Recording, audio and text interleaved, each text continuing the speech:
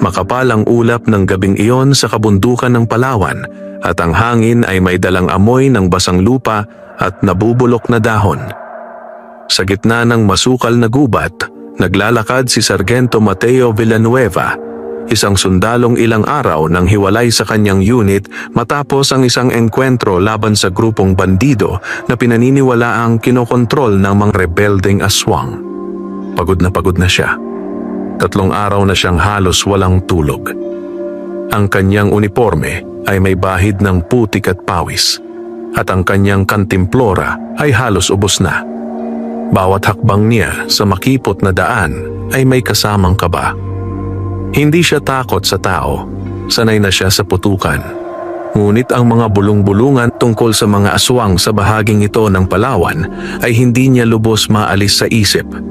Sa bawat galaw ng dahon, napapahigpit ang hawak niya sa kanyang rifleng nakasukbit sa balikat. Magpakatatag ka, Mateo. Bulong niya sa sarili. Lumaki siya sa Nueva Ecija, anak ng magsasaka. Bata pa lang siya ay tinuruan na siyang huwag matakot sa dilim. Pero iba ang dilim sa Palawan. Parang may sariling buhay, parang may nagmamasid. Habang sinusundan niya ang mahinang agos ng isang sapa, napansin niya ang kakaibang katahimikan. Walang huni ng ibon, walang kuliglig. Biglang may umalingaw-ngaw na mahinang ungol mula sa di kalayuan. Napatigil siya. Dahan-dahan niyang itinaas ang kanyang rifle at nakinig. Muli niyang narinig ang ungol. Mahina, masakit, parang may naghihirap. Hindi iyon tunog ng hayop na pamilyar sa kanya. Nag-alinlangan siya sandali. Bilang sundalo, alam niyang delikado ang basta lumapit sa hindi kilala. Pero bilang tao, hindi niya kayang baliwalain ang tunog ng paghihirap. Dahan-dahan siyang lumapit, maingat na inaapakan ang mga tuyong sanga. At doon niya ito nakita. Sa ilalim ng isang malaking balete, may nakahandusay na nilalang. Nanlaki ang mga mata ni Mateo. Hindi yon kabayo. Hindi yon tao. Isang puting tikbalang. Ang katawan nito ay nangingintab sa maputlang liwanag ng buwan na sumisingit sa mga dahon. Mahaba ang muka, parang kabayo, ngunit ang dibdib at balikat ay may hulma ng tao. Ang puting balahibo nito ay marumi at may bahid ng dugo sa bandang tagiliran. At malinaw na malinaw, malaki ang tiyan nito. Buntis. Napaatras si Mateo ng isang hakbang. Mabilis ang tibok ng puso. Lahat ng kwento ng kanyang lola tungkol sa mga nilalang sa gubat ay biglang nagbalikan sa kanyang alaala. Pero ang sumunod na nangyari ang tuluyang nagpahinto sa kanya. Unti-unting nagmulat ng mata ang tikbalang at tumingin ito sa kanya, hindi galit. Nagmakaawa, parang tao. May mahinang ungol itong pinakawalan at bahagyang gumalaw ang katawan, ngunit halatang hindi makabangon. Doon napansin ni Mateo ang isang maitim na sugat sa tagiliran nito. Tila tama ng bala. Baril. Mahina, ngunit malinaw na bulong ng nilalang. Napatda si Mateo. Hindi niya alam kung alin ang mas nakakagulat. Ang makita ang tikbalang o ang marinig itong magsalita. Napahigpit ang hawak niya sa rifle, pero dahan-dahan niya itong ibinaba. May kung anong kumurot sa konsensya niya. Kung kalaban ito, sana umatake na. Pero hindi. Nasasaktan ito. Dahan-dahan siyang lumapit. Hinay, hindi kita sasaktan. Mahinang sabi niya. Kahit hindi niya alam kung bakit niya iyon sinabi. Huminga ng mabigat ang tikbalang. Sa malapitan, mas nakita niya ang kalagayan nito. May bakas ng pulbura sa sugat. Bagong tama. May bumaril dito. At biglang pumasok sa isip ni Mateo ang impormasyong natanggap nila bago ang operasyon. May grupong bandido sa bahaging ito na umano'y gumagamit ng mga nilalang sa gubat bilang gabay at panakot sa mga tao. At may mas malala pang tsismis. May mga aswang na sumanib na raw sa ilang miyembro ng grupo. Napatingin siya muli sa tikbalang. Kung totoo iyon, maaring biktima ito. Tahimik siyang lumuhod sa tabi nito at inilabas ang maliit niyang first aid kit.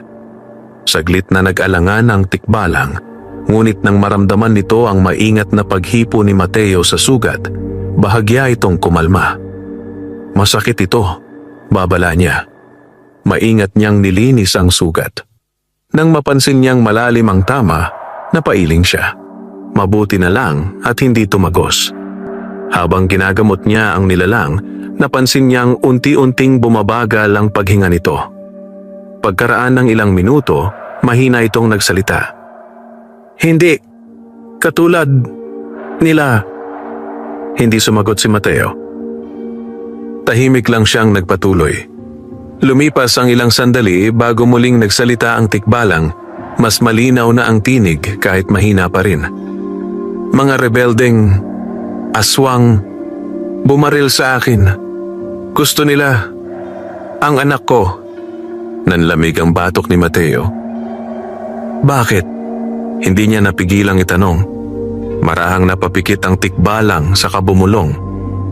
Ang dugo ng lahing tikbalang. Kailangan nila para sa ritual, para lumakas.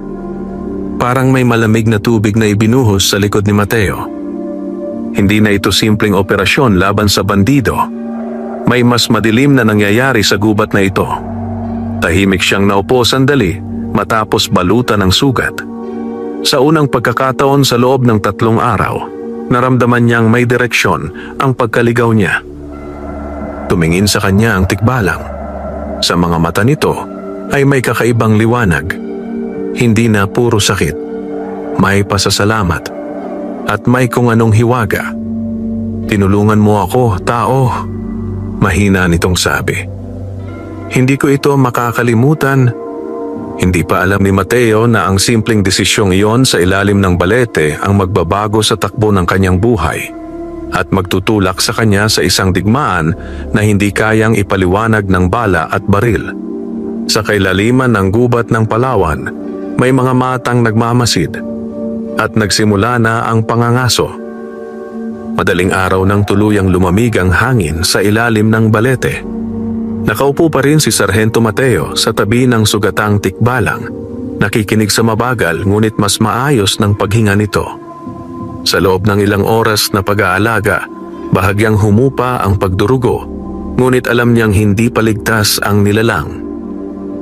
May gumagalaw sa dilim. Hindi niya ito nakita, pero naramdaman niya ang likas na kutob ng isang sundalong matagal nang nakikipagsagupa sa panganib. Dahan-dahan niyang inabot ang kanyang rifle. Biglang napadilat ang tikbalang. May sumusunod. Bulong nito. Sumikip ang dibdib ni Mateo. Hindi na siya nagtanong. Tahimik siyang tumayo at sumilip sa pagitan ng mga puno. Ang gubat ay tila normal sa unang tingin, ngunit napansin niya ang isang bagay na hindi niya gusto. May mga bakas ng paa sa putik. Sariwa. Hindi ito kanya, at hindi rin ito mukhang sa karaniwang hayop. 3 pares. Malalaki. Napamura siya ng mahina sa isip. Gaano kalapit? Tanong niya, mahina ang boses. Pumikit sandali ang tikbalang, tila nakikinig sa hangin. Malapit na, naaamoy ko sila. Bumilis ang tibok ng puso ni Mateo. Mabilis niyang sinuri ang paligid. Bukas ang pwesto sa ilalim ng balete. Madaling puntiryahin kung may darating. Hindi sila pwedeng manatili roon. Makakalakad ka ba? Tanong niya. Bahagyang gumalaw ang tikbalang at napangiwi. Hindi pa, pero kaya kong tumayo kung tutulungan mo ako. Huminga ng malalim si Mateo. Hindi niya inakalang darating ang araw na tutulungan niyang tumayo ang isang tikbalang sa gitna ng gubat. Pero ginawa niya. Maingat niyang inalalaya ng balikat ng nilalang. Mabigat ito, ngunit pinilit niyang iangat. Nang tuluyang makatayo ang tikbalang, napansin niyang bahagyang nanginginig ang mga paa nito. May alam akong lungga, Sa hilaga, bulong ng tikbalang. Doon, ligtas sandali. Lead the way, sabi ni Mateo. Mabagal silang kumilos sa masukal na bahagi ng gubat. Bawat hakbang ay may kasamang kirot sa tikbalang at matinding pagbabantay kay Mateo. Ang liwanag ng buwan ay paminsan-minsang nawawala sa kapal ng mga dahon. Habang naglalakad, may napansin si Mateo. Mas lalong tumatahimik ang gubat. Walang ibon. Walang kuliglig. Biglang, may mahinang kaluskos sa likuran nila. Sabay na napalingon si Mateo at ang tikbalang. Wala. Pero may amoy na dumating sa hangin. Malansa at mapait. Napasinghap ang tikbalang. Sila na. Hindi na nagatubili si Mateo. Bilisan natin. Pinilit nilang pabilisin ang galaw kahit hirap ang tikbalang. Ilang minuto pa ang lumipas nang marating nila ang isang makitid na bahagi ng batuhan. Sa gilid nito ay may nakatagong siwang na halos hindi mapapansin kung hindi mo alam. Diyan, sabi ng tikbalang. Pumasok sila sa loob. Makitid ang bungad pero maluwag sa loob.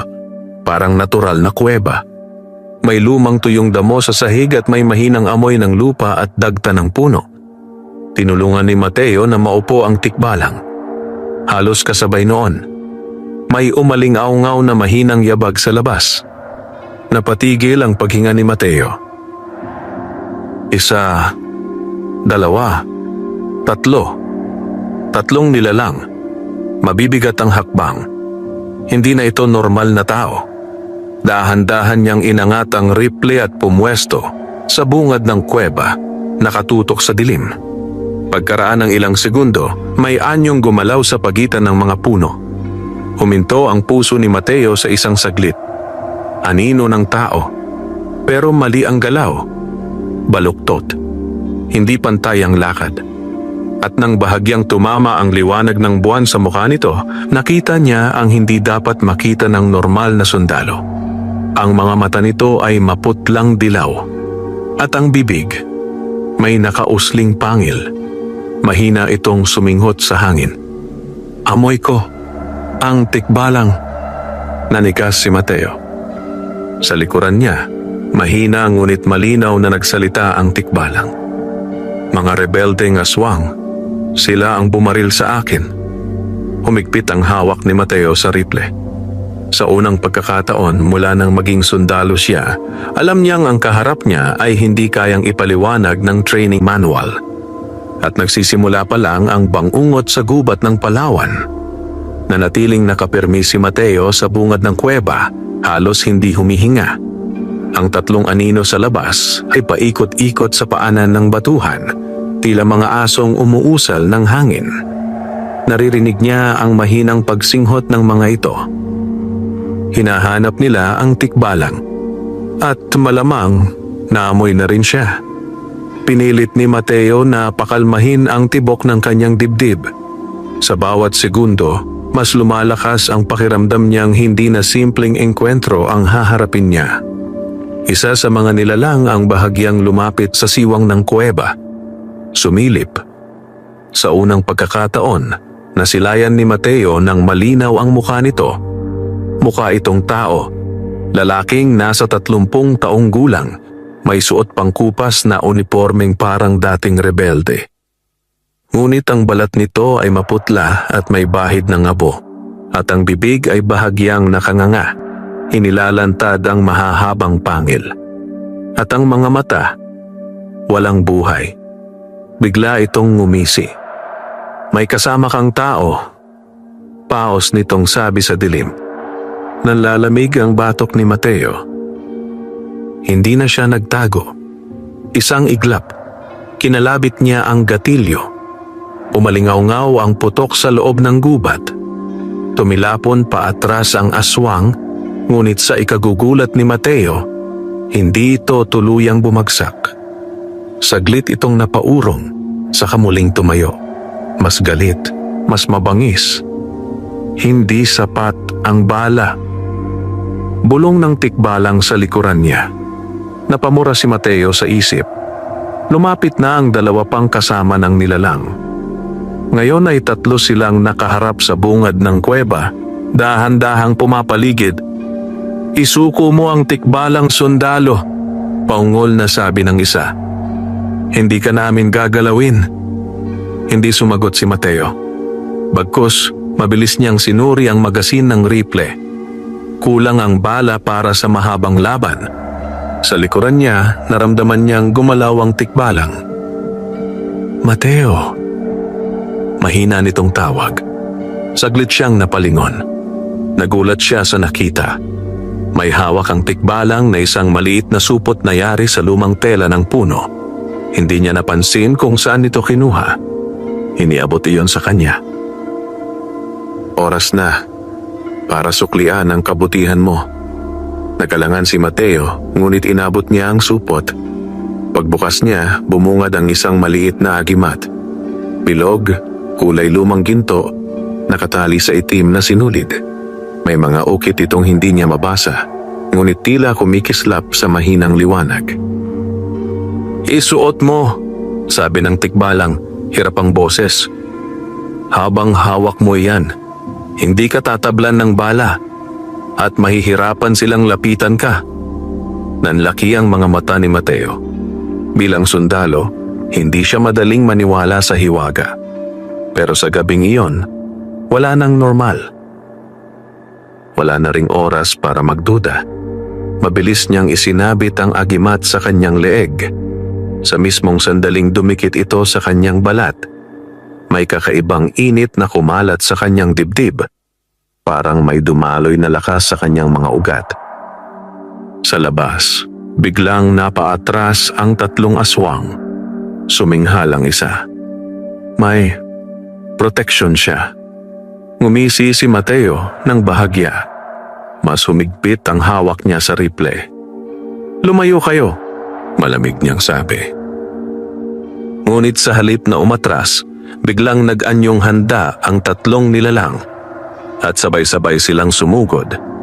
Sunod-sunod ang putok ni Mateo. Isa, dalawa, tatlo.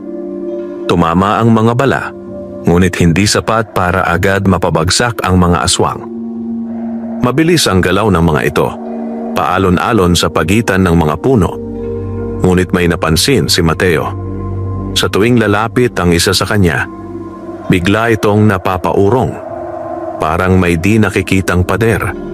Gumana ang agimat. Mas lumakas ang loob ni Mateo.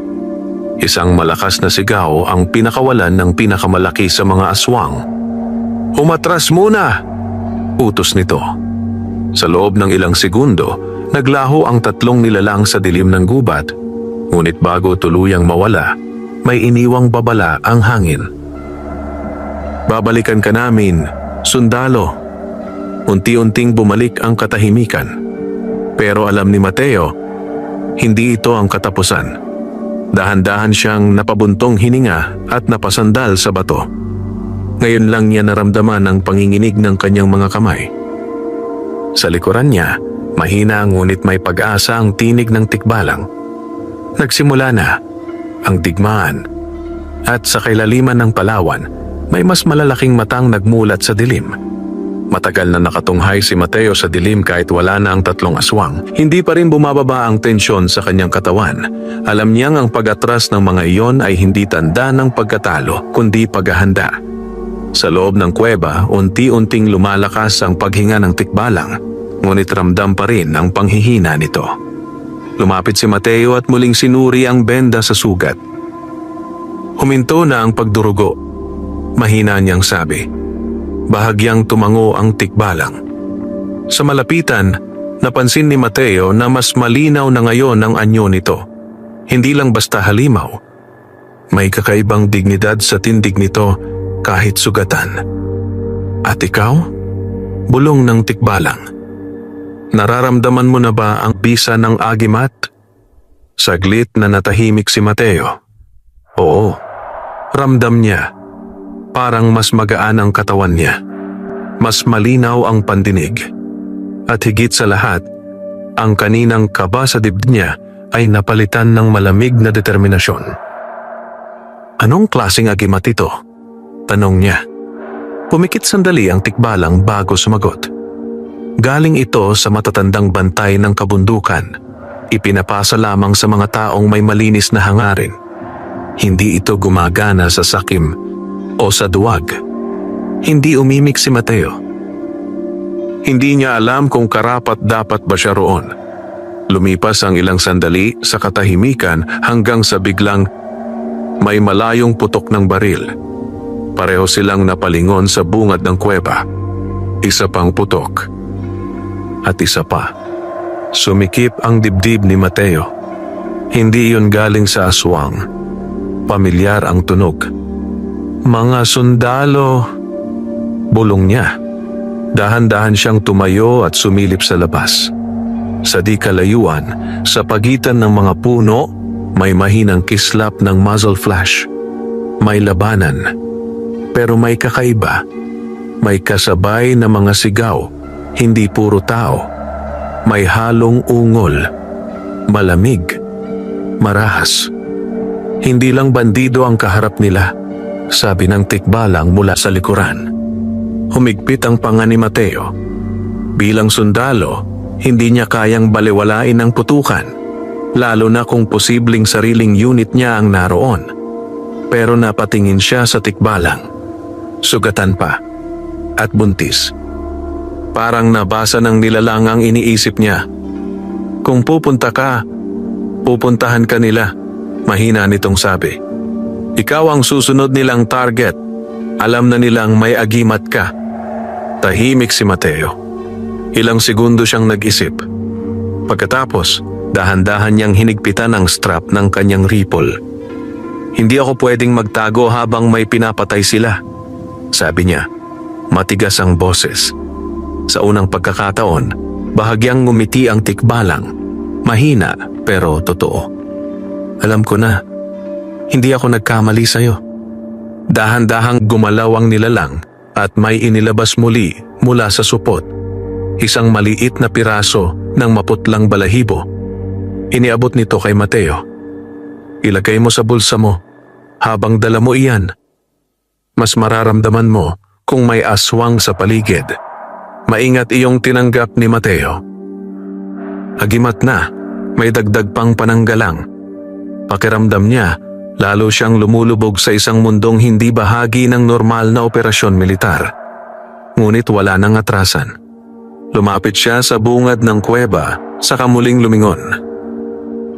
Manatili ka rito, babalikan kita.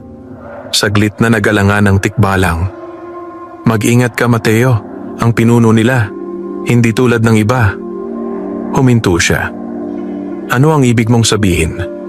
Sandaling tumahimik ang tikbalang sa kabumulong.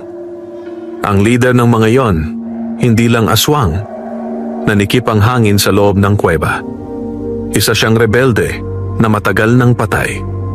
Nanlaki ang mga mata ni Mateo. Pero bago pa siya makapagtanong, isang napakalakas na sigaw ang umalingaw-ngaw mula sa direksyon ng putukan. Sigaw ng tao. Sinundan ng marahas na ungol na hindi na tao. Kumirot ang panga ni Mateo. At sa susunod na iglap, mabilis siyang naglaho sa dilim ng gubat. Papalapit sa putukan, dala ang agimat. At ang kapalarang hindi na niya matatakasan. Mabilis ngunit maingat ang pag-usad ni Mateo sa loob ng gubat. Sa bawat hakbang niya, mas lumilinaw ang direksyon ng putukan. Ang agimat sa kanyang dibdib ay patuloy na naglalabas ng banayad na init at ang puting balahibong nasa bulsa niya ay tila kumikibot sa tuwing may malamig na hangin. Hindi na siya nagdududa. May aswang sa unahan. Habang papalapit siya, bumungad ang mas malinaw na mga tunog. Sunod-sunod na putok ng rifle, sigaw ng mga sundalo, at ang nakakatindig balahibong ungol na hindi dapat marinig sa bibig ng tao. Sumilip si Mateo sa likod ng isang malaking puno at nanikip ang dibdib niya. 3 sundalo ang nakapwesto sa likod ng nabuwal na troso, nagpapaputok sa dilim. Sa di kalayuan, may 2 katawan ng nakahandusay sa lupa. Hindi gumagalaw. Ngunit ang tunay na nagpahinto sa dugo ni Mateo ay ang mga nilalang na nakapaligid sa kanila. 4 na anyong tao, ngunit mali ang tindig. Masyadong baluktot ang mga braso. Masyadong mabilis ang galaw. At sa tuwing tatama ang bala ng mga sundalo, bumabagal lang ang mga ito, pero hindi tuluyang bumabagsak. Hindi sila tinatablan. Sigaw ng isa sa mga sundalo. Napamura si Mateo sa isip. Masyadong exposed ang pwesto ng mga kasama niya. Kung hindi siya kikilos ngayon, mauubos sila. Huminga siya ng malalim. Sumigaw siya mula sa tagiliran. "Hoy!" Sabay niyang pinaputok ang rifle. Tinamaan ang isa sa mga aswang sa balikat at napalingon ang mga ito sa kanya. Nakuha niya ang atensyon. "Dito kayo!" Hamon ni Mateo. Parang mga gutom na hayop, sabay-sabay na lumingon ang 4 na nilalang sa kanya. Ang kanilang mga mata ay kumislap sa dilim at walang pag-aatubili. Sumugod sila. Bumilis ang tibok ng puso ni Mateo, ngunit nanatiling matatag ang kanyang paa. Ramdam niya ang init ng agimat na parang lumalakas habang papalapit ang mga aswang. Unang lumundag ang pinakamalapit. Masyadong mabilis. Sa normal na pagkakataon, hindi niya iyon maiiwasan.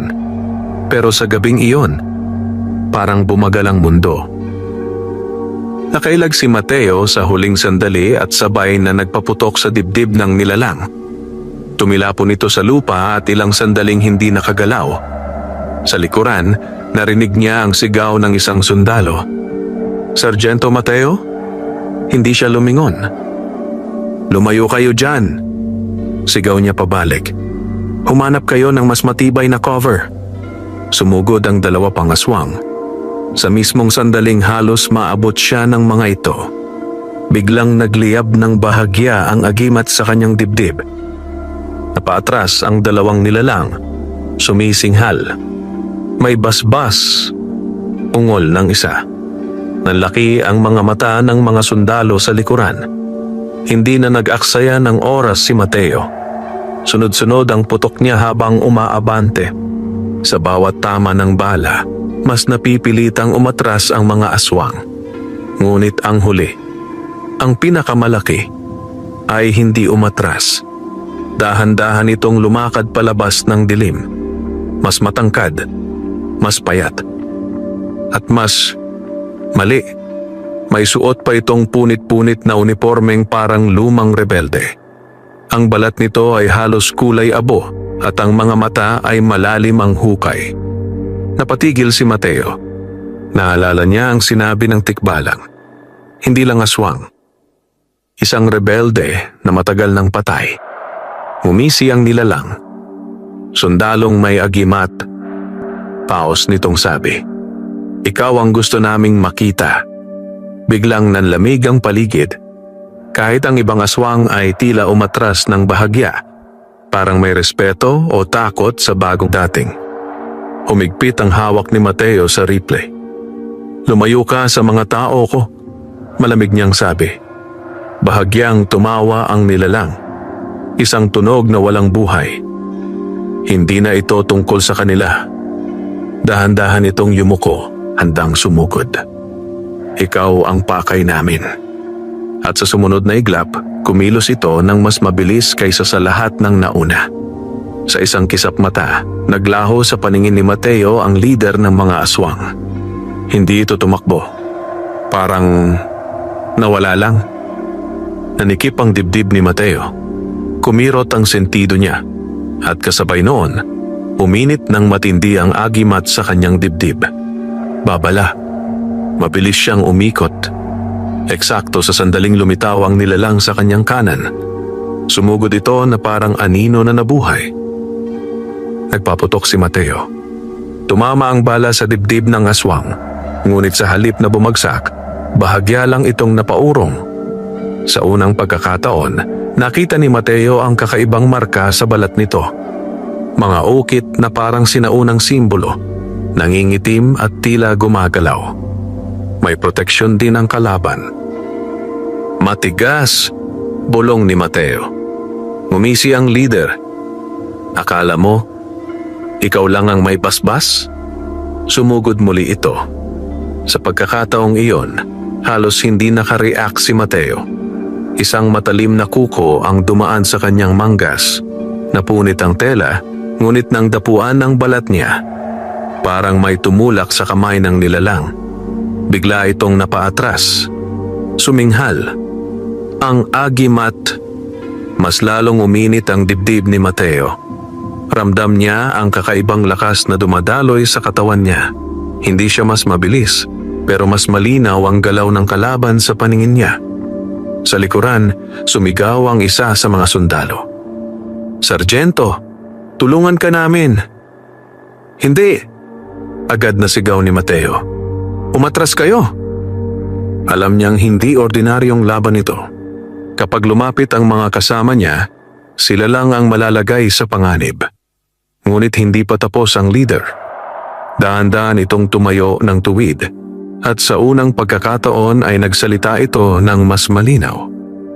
"Matagal ka naming hinintay, tagapagdala ng agimat." Nanlalamig ang patok ni Mateo. "Hindi ko alam ang pinagsasabi mo." Ngunit muling ngumisi ang nilalang at sa ngising iyon, may bakas ng pagkilala. Alam ng gubat kung sino ka. Biglang dumilim ang paligid. Hindi literal, pero parang may bumigat sa hangin. At doon napansin ni Mateo. Ang ibang aswang ay unti-unting pumapalibot muli. Hindi na sila umatake. Nagmamasid lang, parang hinihintay ang utos. Humigpit ang hawak ni Mateo sa rifle. Kahit may agimat siya, alam niyang kapag sabay-sabay ang mga ito, mahihirapan pa rin siya. Mabilis siyang nag-isip. Terrain, distansya, bala. Ilang segundo lang ang meron siya. Biglang nagsalita ang leader. "Isuko mo ang tikbalang at papatayin ka namin ng mabilis." Naningkit ang mga mata ni Mateo. "Subukan mo." Sa sumunod na sandali, sabay silang kumilos. Sumugod ang leader. Nag-roll si Mateo pakaliwa at nagpaputok habang gumugulong. Tumama ang 2 bala sa tagiliran ng nilalang at sa pagkakataong iyon, may nangyaring iba. Bahagyang umusok ang tama. Napahinto ang leader. Nanlaki ang mga mata ni Mateo. Hindi sapat para patayin, pero may epekto. Napansin din iyon ng kalaban. Unti-unting nawala ang ngisi nito. May dala kang balahibo ng bantay. Kumirot ang bulsa ni Mateo. Ang puting balahibo ng tikbalang. Biglang nag-iba ang timpla ng laban. Sa unang pagkakataon, ang leader ng mga aswang ang nag-alinlangan. At sa likod ng mga puno, may bagong presensyang gumalaw sa dilim. Isang malamig na puwersang mas matanda pa sa mga nilalang na nasa harapan ni Mateo. Hindi gumalaw si Mateo, pero naramdaman niya iyon. Parang may malamig na hiningang dumaan sa likod ng kanyang leeg. Hindi hangin, kundi presensya. Kahit ang leader ng mga aswang ay bahagyang napalingon sa gilid ng gubat, ang ngisi nito ay napalitan ng matalim na pag-iingat. May ibang dumating. Hindi agad umatake ang bagong presensya. Sa halip, dahan-dahang nagingay ang mga dahon sa kaliwang bahagi ng clearing. Ang puting balahibo sa bulsa ni Mateo ay nagsimulang uminit, kasabay ng mas malakas na pintig ng agimat sa kanyang dibdib. Babala at tulong. Pareho. Mula sa dilim, may anyong unti-unting lumitaw. Matangkad, maputi, at pamilyar. Nanlaki ang mga mata ni Mateo. Ang tikbalang, pero hindi ang sugatan niyang kasama. Mas matangkad ito. Mas makapal ang balahibo. Ang mga mata ay kumikislap sa malamig na liwanag ng buwan. May awtoridad sa tindig nito. Isang bantay ng gubat. Napaatras ng kusa ang 2 aswang sa gilid. Ngunit ang leader ay nanatiling nakatayo. Tagabantay. Paos nitong sabi. Hindi sumagot ang bagong dating na tikbalang. Sa halip, tumingin ito kay Mateo. Direkta, matalim. Parang sinusukat siya. Sa loob ng ilang segundo, walang gumalaw. Pagkatapos, mahina ngunit malinaw na nagsalita ang tikbalang. Siya ang tumulong sa buntis. Kumirot ang dibdib ni Mateo. Kilala siya. Oh, minamasdan siya kanina pa. Nag-iba ang aura ng leader ng aswang. Mas dumilim ang mukha nito. Kaya pala, bulong nito. Unti-unting pumulupot ang tensyon sa paligid. Dahan-dahang humakbang pasulong ang malaking tikbalang, pumwesto bahagya sa harap ni Mateo. Hindi lubusang humaharang, pero malinaw ang mensahe. Hindi siya nag-iisa. Sa likuran, narinig ni Mateo ang mahinang bulong ng isa sa mga sundalo. Ano? Yan. Hindi na niya sinagot. Ang mga mata niya ay nakatutok sa leader. Ngumisi itong muli, pero ngayon ay may halong inis. Hindi ito tapos. Malamig nitong sabi. Hindi ka namin papabayaan, sundalo. Dahan-dahan itong umatras. Isa, dalawang hakbang. Hanggang sa ang mga aswang sa paligid ay sabay-sabay na umurong, parang aninong hinihigop ng dilim. Sa loob ng ilang segundo, wala na sila. Tahimik. Mabigat. Tanging ang hangin at ang mabilis na paghinga ng mga sundalo ang natira sa clearing. Hindi agad gumalaw si Mateo. Hindi pa. Pagkaraan ng ilang sandali, dahan-dahan siyang lumingon sa tikbalang sa kanyang tabi. Malapitan, mas ramdam niya ang lakas nito. Parang ang buong gubat ay nakikinig sa presensya nito. Sino ka? Tanong niya. Mababa ang boses. Sumagot ang nilalang matapos ang maikling katahimikan. Ako ang isa sa mga bantay ng lahi namin. Huminga ng malalim si Mateo. Sinusundan ba nila kayo dahil sa sanggol? Bahagyang tumango ang tikbalang. Hindi lang dahil doon, may hinahanap sila. At ikaw ay bahagi na ngayon ng hinahanap na iyon. Nanikip ang panga ni Mateo. Bago pa siya makapagtanong muli, may mahinang ungol na nanggaling sa likod. Isa sa mga sugatang sundalo ang bumagsak sa tuhod. Mabilis na kumilos si Mateo, lumapit at sinuri ang sugat. Malalim, at may kakaibang pamumutla ang balat sa paligid nito. Nanlamig ang batok niya. Hindi ito normal na sugat. Dahan-dahang nagsalita ang bantay na tikbalang sa likuran niya. Hindi lang sila kumakagat. Tumigil ang kamay ni Mateo. Naglilihi rin sila ng lason. At sa unang pagkakataon mula nang magsimula ang gabi, may pumasok na bagong takot sa isip ni Mateo. Isang laban na hindi kayang solusyonan ng bala at maaaring nagsisimula pa lang kumalat.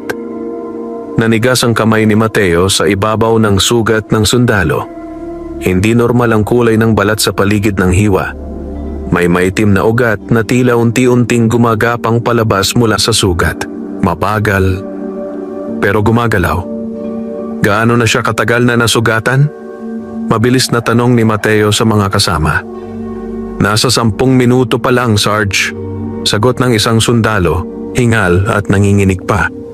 Napamura si Mateo sa isip. Masyadong mabilis ang reaksyon ng lason. Biglang nagsalita ang bantay na tikbalang sa likuran niya. Mababa ngunit malinaw ang boses. Kung hindi maagapan, bago mag-umaga, magbabago siya. Nanlamig ang sikmura ni Mateo. Magbabago? Paano? Saglit na tumahimik ang tikbalang bago sumagot. Magiging isa sa kanila. Parang binuhusan ng yelo ang buong katawan ni Mateo. Sa harap niya nagsimulang manginig ang sugatang sundalo. Namumutla ang labi nito at ang paghinga ay pabigat ng pabigat. Sir, nahihilo ako, bulong nito. Mabilis na kumilos si Mateo. Inilabas niya ang field kit, ngunit kahit siya alam, walang standard na lunas ang militar para sa ganitong klase ng lason. Pero may naalala siya. Ang kuweba. ang buntis na tikbalang. Bigla siyang napalingon sa bantay. May paraan ba? Mariin niyang tanong. Hindi agad sumagot ang tikbalang. Tumingin ito sa sugatang sundalo, saka muling bumaling kay Mateo. May isa, pero kailangan nating magmadali. Tumayo agad si Mateo. Saan? Sa lungga kung saan mo iniwan ang buntis. Hindi na siya nagtanong pa. Mabilis siyang lumingon sa mga sundalo. Bubuhatin natin siya. Ngayon na. Walang umangal. Sa loob ng ilang segundo, inayos nila ang improvised na buhat at nagsimulang kumilos pabalik sa direksyon ng kuweba. Ang bantay na tikbalang ang nanguna. Mabilis ngunit tahimik ang galaw nito sa pagitan ng mga puno. Habang tumatakbo, mas nararamdaman ni Mateo ang init ng agimat. Mas lumalakas. Parang may paparating. Bilis! Utos niya. Sa likuran, narinig niya ang ungol ng sugatang sundalo. Mas malalim na ngayon, mas magaspang. Hindi niya nagustuhan yon. Pagkaraan ng ilang minutong mabilis na pag-usad, bumungad ang batuhan kung saan nakatago ang kuweba. Naunang pumasok ang bantay. Sumunod si Mateo at ang mga sundalo. At sa loob, nandoon pa ang buntis na tikbalang, nakahiga ngunit gising na. Nang makita nito ang kalagayan ng sundalo, agad itong nag-angat ng ulo. Huli na ba? Mahina nitong tanong. Hindi pa, sagot ng bantay. Pero malapit na. Mabilis na inilapag ni Mateo ang sundalo sa tuyong damo. Anong gagawin? Tanong niya, hindi na itinatago ang bigat sa boses. Nagtinginan ang dalawang tikbalang, parang may tahimik na pag-uusap sa pagitan nila.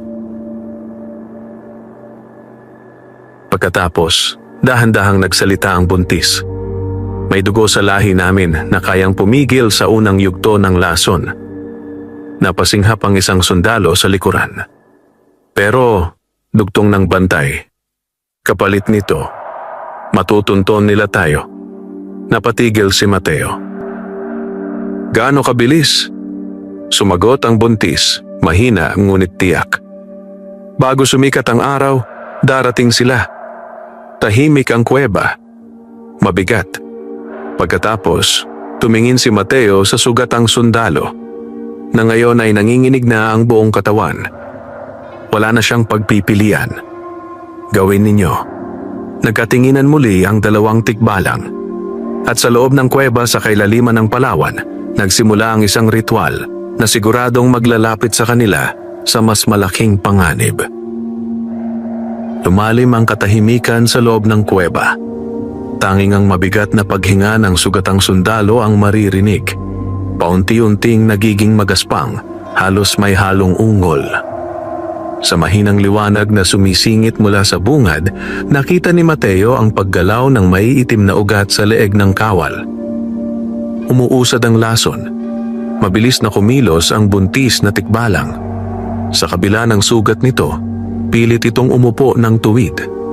Ang bantay ay pumwesto sa likod nito, tila nagbibigay lakas. Mateo! Mahina ngunit malinaw ang tawag ng buntis. Lumapit siya agad. Ano ang kailangan? Kapag nagsimula na, huwag ninyo akong gagalawin, sabi nito. At anuman ang marinig ninyo, manatili kayong kalmado. Hindi niya alam kung bakit, pero lalo lang bumigat ang pakiramdam niya sa bilin na iyon. Tumango siya. Sige. Huminga ng malalim ang buntis na tikbalang, saka dahan-dahang inilapit ang kamay nitong may makapal na puting balahibo sa sugat ng sundalo. Sa unang dampi pa lang, biglang nanginig ang buong katawan ng kawal. Napatras ang isa sa mga sundalo sa likuran. Sarge? Tahimik, maring sabi ni Mateo, kahit ramdam niyang kumakabog na ang dibdib niya. Unti-unting nagsimulang lumiwanag ang palad ng tikbalang. Mahina sa una, parang baga sa ilalim ng abo, hanggang sa maging malinaw na maputlang sinag. Kasabay noon, humalingaw-ngaw sa loob ng kuweba ang isang mababang ungol mula sa sugatang sundalo. Hindi na yon normal. Parang may dalawang boses na nagsasabay sa lalamunan nito. Nanlamig ang batok ni Mateo. Dahan-dahang nagsimulang umurong ang maiitim na ugat sa leeg ng kawal, parang may humihigop pabalik sa sugat. Kumagana, pero kasabay nito, biglang uminit ng matindi ang agimat sa dibdib ni Mateo. Mas malakas kaysa kanina. Napalingon siya sa bungad ng kuweba. May paparating. Ramdam na ramdam niya ngayon. Malamig. Marami. Malapit na sila. Mahina niyang sabi. Hindi tumigil ang buntis na tikbalang. Mas luminaw ang liwanag sa palad nito, ngunit napansin ni Mateo ang unti-unting panghihina ng anyo nito. Pinipilit lang. Sa likuran, biglang nagsalita ang bantay. Mateo, maghanda ka. Humigpit ang hawak niya sa rifle. Ilang segundo pa, at biglang may kumalabog sa labas ng kuweba. Isang mabigat na yabag. Sinundan ng isa pa, at isa pa. Hindi na nag-aksaya ng oras si Mateo. Mabilis siyang pumwesto sa bungad. Rifle ay nakatutok sa dilim. Mula sa labas, may paos na boses na umalingaw-ngaw. Alam naming nandyan kayo. Naningkit ang mga mata ni Mateo. Ang leader. Pero may kakaiba sa tono nito ngayon. Mas malamig. Mas kampante. Dahan-dahang lumitaw ang anino nito sa labas ng kuweba. At kasunod niya, mas marami. Mas marami kaysa kanina. Mga anyong baluktot sa dilim. Mga matang kumikislap. At sa gitna ng mga iyon, muling ngumisi ang leader. Salamat sa pagtawag sa amin. Nanikip ang panga ni Mateo. Sa likuran niya, naramdaman niyang malapit nang matapos ang ritual. Pero hindi pa. Kailangan niya ng oras. Huminga siya ng malalim. At sa unang pagkakataon sa gabing iyon, siya ang unang sumigaw. Dito kayo. Sabay putok ng rifle, sinalubong niya ang paparating na unos sa bungad ng kuweba. Sumiklab ang putukan sa bungad ng kuweba. Sunod-sunod ang putok ng rifle ni Mateo. Bawat isa'y may layuning pabagalin ng pagsugod ng mga aswang.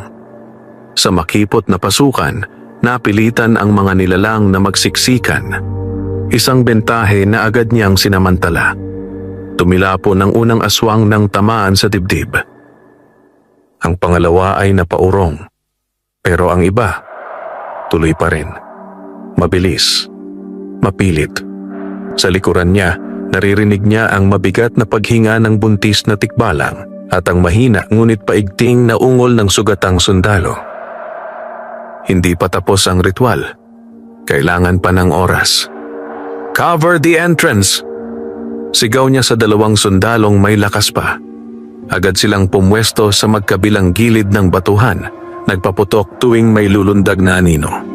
Ngunit ang leader, hindi pa rin gumagalaw. Nakatayo lang ito sa likuran ng mga tauhan. Pinagmamasdan si Mateo na parang may hinihintay. Nanlamig ang pakiramdam niya. May balak ito. Biglang, sumigaw ang isa sa mga aswang at lumundag sa mataas na bahagi ng batuhan, pilit iniiwasan ang direktang putukan. Sa taas, babala ni Mateo. Nagiba ang galaw ng laban. Hindi na sila basta sumusugod sa bungad, sinusubukan na nilang palibutan ang kuweba. Napamura si Mateo. Matalino ang leader. Mabilis siyang umatras ng isang hakbang at sumigaw sa loob. Gaano pa katagal? Mahina ngunit pilit ang sagot ng bantay na tikbalang. Sandali pa. Pero sa tono nito, alam ni Mateo, manipis na ang oras. Isang anino ang biglang sumungaw sa itaas ng bungad. Walang pag-aatubili, binaril iyon ni Mateo sa ulo. Bumagsak ang nilalang sa paanan ng bato, ngunit may dalawa pang pumalit agad. Parami ng parami, at unti-unting nauubos ang bala. Mabilis niyang sinilip ang magasin. Kaunti na lang, nanikip ang dibdib niya. Sa likuran, biglang umalingaw-ngaw ang isang malakas na hingal. Napalingon si Mateo. Ang sugatang sundalo ay biglang umarko ang likod, kasabay ng isang malakas na pagbuga ng hangin mula sa buntis na tikbalang. Naglaho ang maiitim na ugat sa leeg ng kawal. Tahimik. 1 segundo. 2. Pagkatapos, bumagsak pabalik ang sundalo, hingal ngunit normal na ang kulay ng balat. Natapos, ngunit sa parehong sandali. Napahandusay ang buntis na tikbalang, halos mawalan ng lakas. Natapos na. Mahina nitong bulong. Hindi na nakapagdiwang si Mateo. Dahil sa bungad ng kuweba, biglang tumigil ang lahat ng aswang. Sabay-sabay silang umurong ng isang hakbang. Nagbigay daan. Nanikip ang dibdib ni Mateo. Dahan-dahang naglakad pasulong ang kanilang leader. Mas mabagal. Mas tiyak. Ang mga mata nitong malalim ang hukay ay nakatutok kay Mateo. At ngayon, wala na ang kaninang pag-aalinlangan. Ngumisi ito. Tapos na kayo magtago. Humigpit ang hawak ni Mateo sa rifle. Ilang bala na lang ang natitira. Pagod ang mga kasama.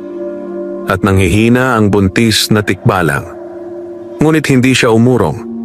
Isang hakbang pasulong ang ginawa niya, pumwesto sa bungad na parang pader. Subukan mo, malamig niyang sabi. Saglit na tumahimik ang leader. Pagkatapos, bahagya itong yumuko. Handa ng sumugod. At sa labas ng kuweba, ang dilim ng gubat ng Palawan ay tila sabay-sabay na huminga bago sumabog ang susunod na yugto ng digmaan. Sa sandaling yumuko ang leader, parang sumikip ang buong paligid. Hindi na ito umatake agad. Ngumisi muna. Isang mabagal, malamig na ngising walang bakas ng takot. Napansin niyon ni Mateo. Mali. Masyadong kampante ang kalaban.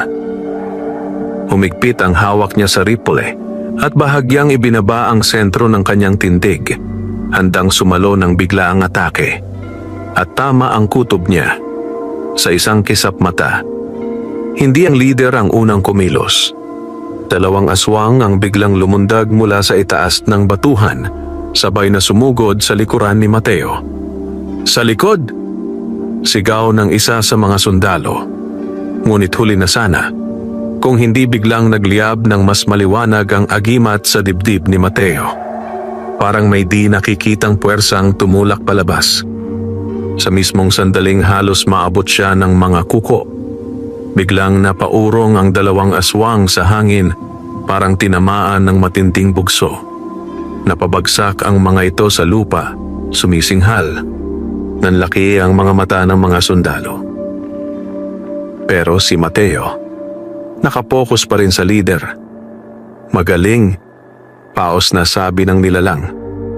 Pero hanggang kailan katatagal? Hindi siya sumagot. Sa halip, mabilis siyang nagpaputok. 3 sunod-sunod na bala diretso sa dibdib ng leader. Tumama, umusok, at sa unang pagkakataon, napaatras ang nilalang ng 2 hakbang. Nawala ang ngisi nito. Pero hindi pa rin ito bumagsak. Sa halip, dahan-dahan itong hinawakan ang bahagi ng dibdib na tinamaan. At saka, tumawa. Isang mababang garalgal na tawa. May silbi pala ang dala mo.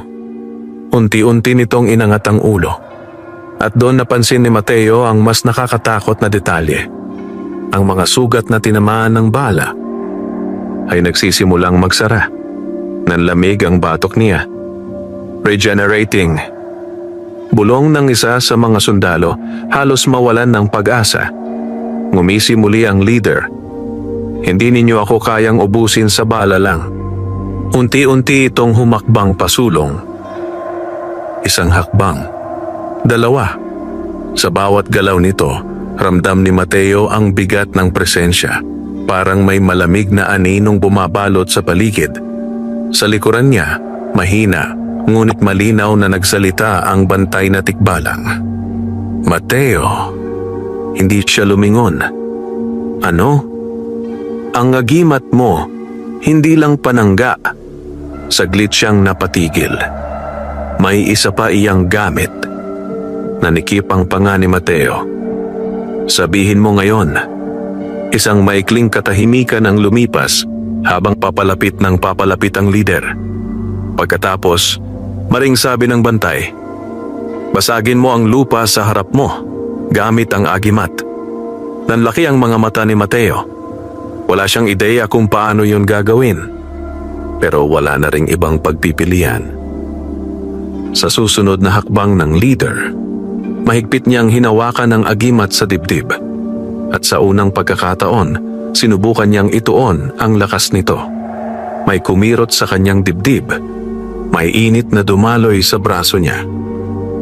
At sa isang malakas na sigaw, ibinaon niya ang kamao sa lupa sa bungad ng kuweba.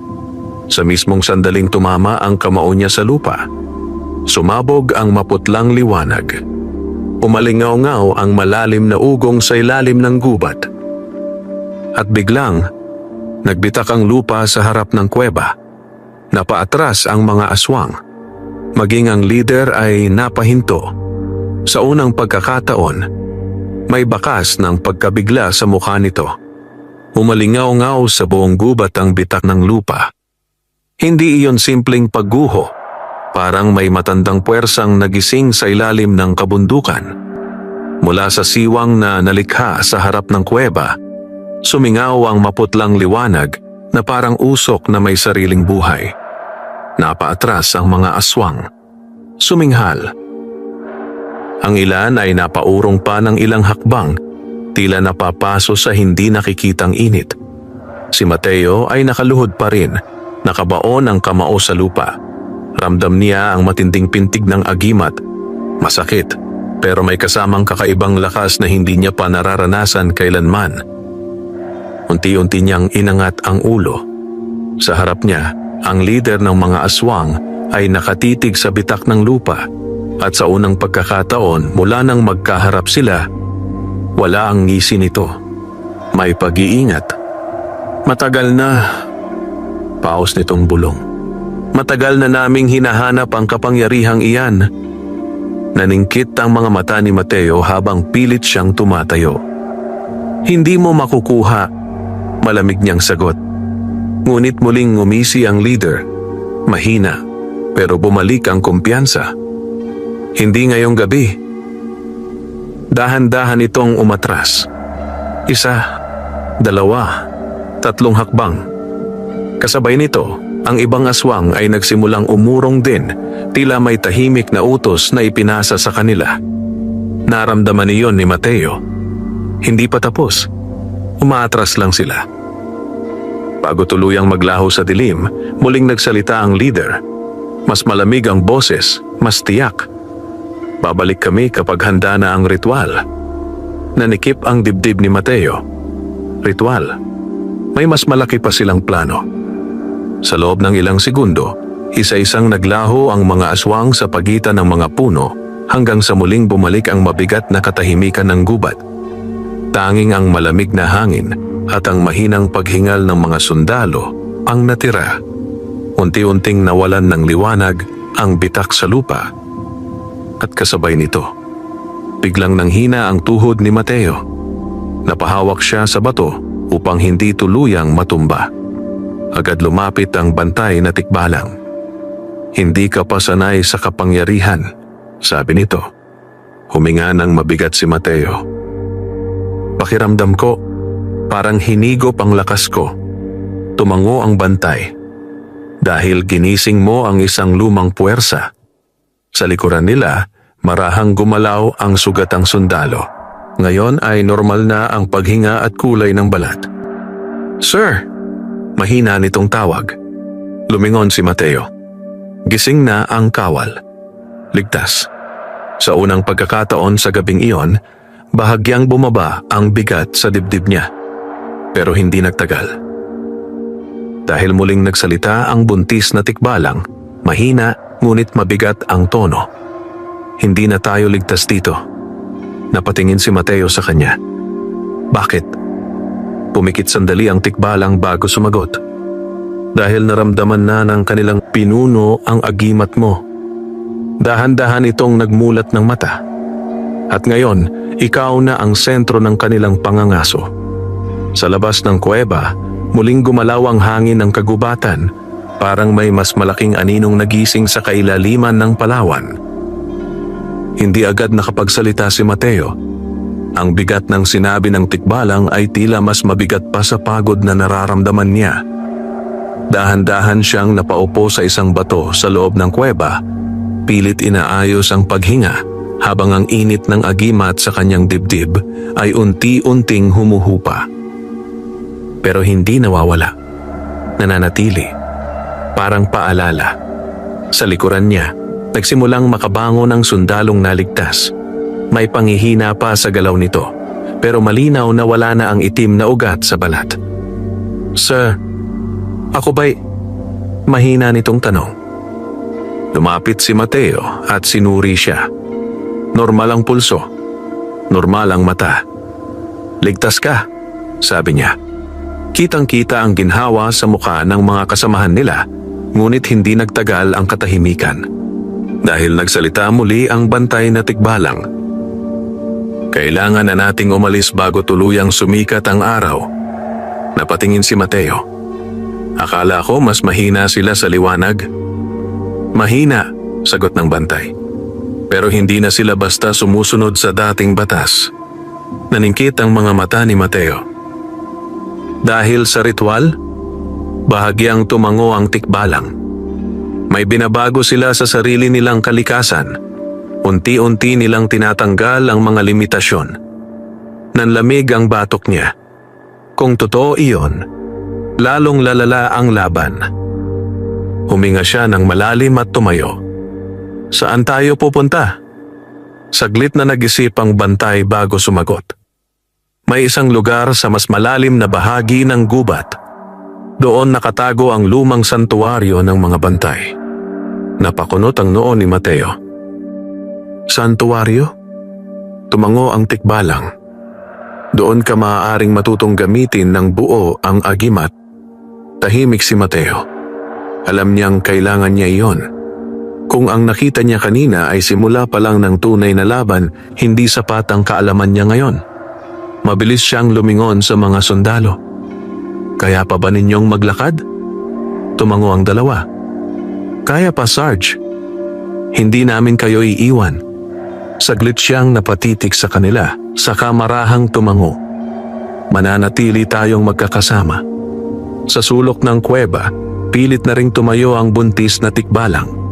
Mas mahina ito ngayon, pero may kakaibang determinasyon sa mga mata. "Ako ang mangunguna sa landas," mahina nitong sabi. "Sigurado ka?" tanong ni Mateo. "Wala tayong ibang oras." Tahimik ang grupo habang naghahanda. Pagkalipas ng ilang sandali, isa-isa silang lumabas ng kuweba.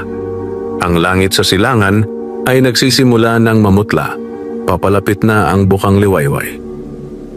Ngunit habang naglalakad sila palayo sa batuhan, biglang uminit muli ang agimat sa dibdib ni Mateo.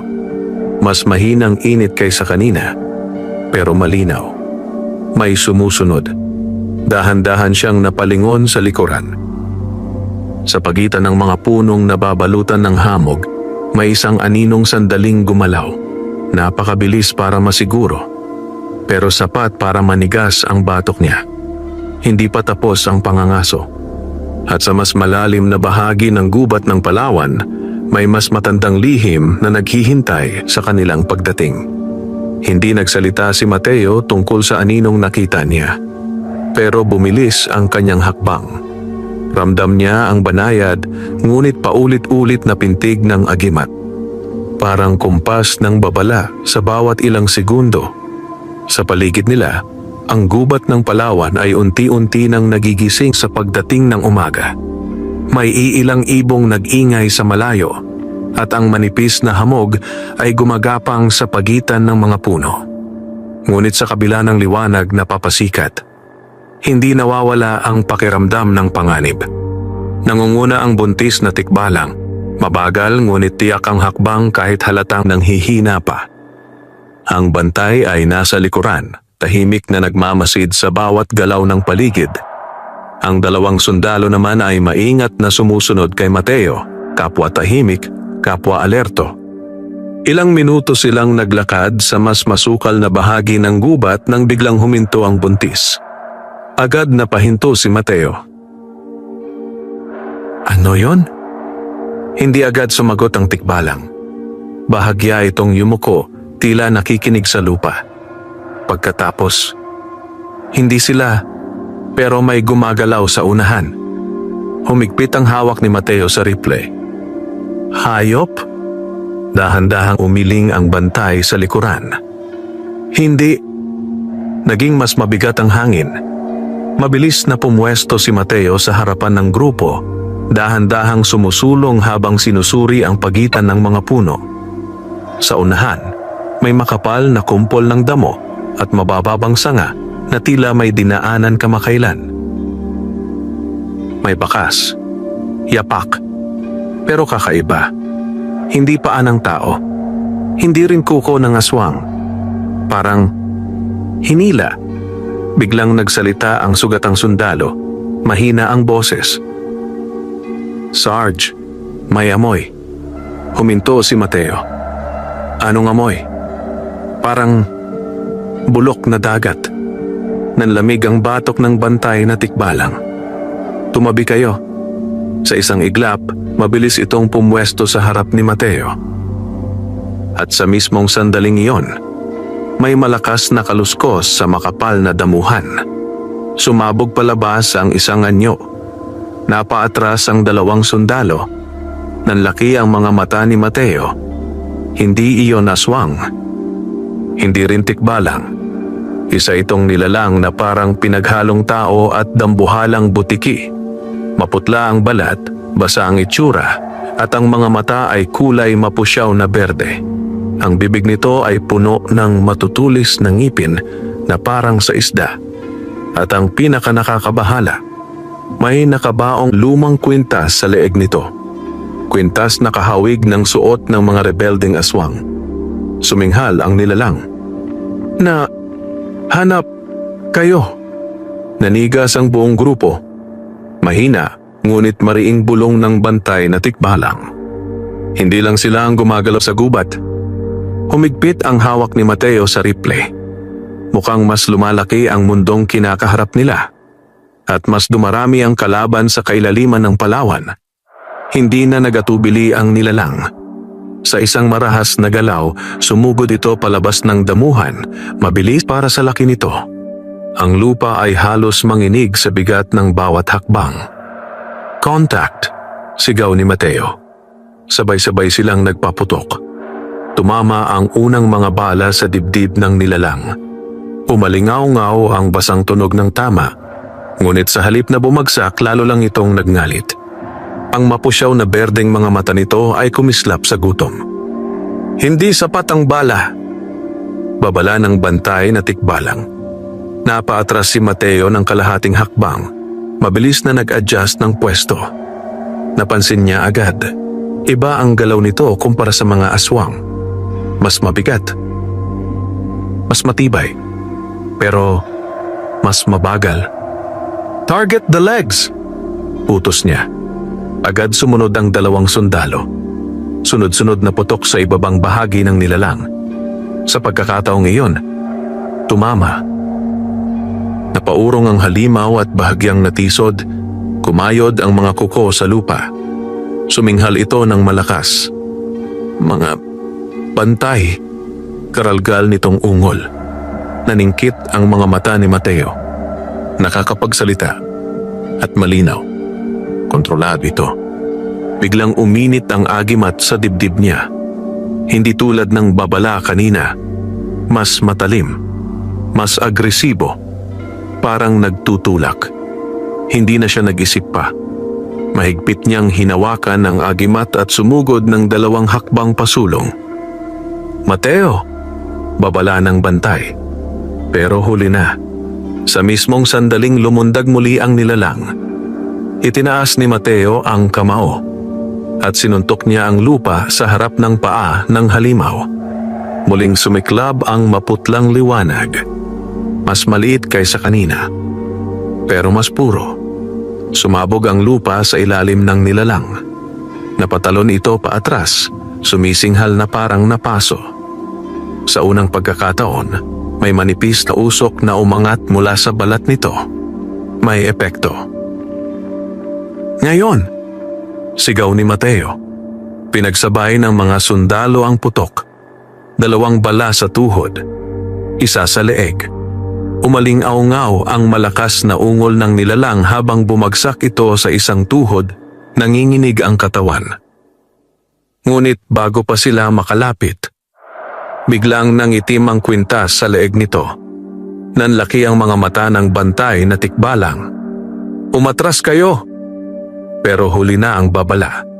Sa loob ng isang iglap, sumabog ang maitim na usok mula sa katawan ng nilalang. Napaurong ang grupo. Nang mawala ang usok, wala na ang halimaw.